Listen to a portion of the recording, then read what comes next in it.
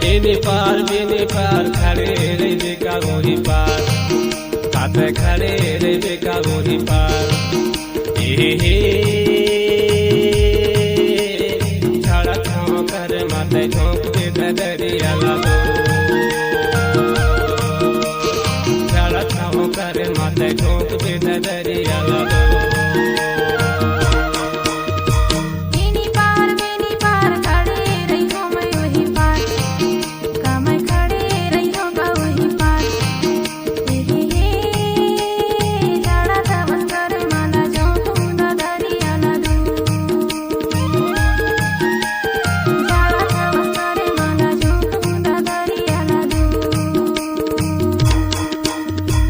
रोहित मरकाम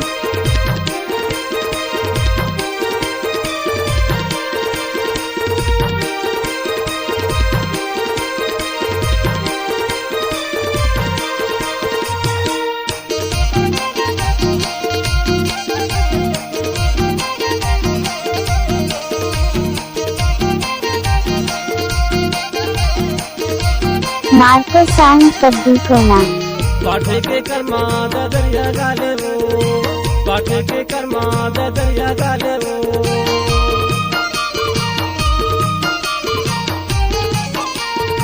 पाठे के कर्मा दरिया गाले वो पाठे के कर्मा दरिया गाले वो इधे माया मिले माया मोतिर माया ले काबू झोंक दे दरिया लागो इधे माया मिले माया मोतिर माया ले काबू झोंक दे दरिया लागो बेनी पार खड़े रे बेका गोरी पार काते खड़े रे बेका गोरी पार हे छाड़ा छाव कर माते झोंक दे दरिया लागो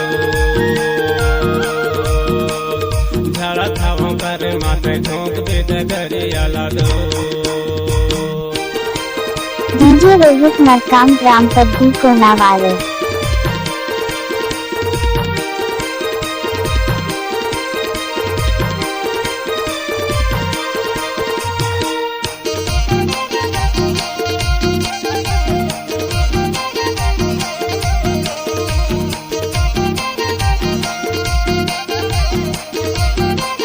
रोहित मरकाम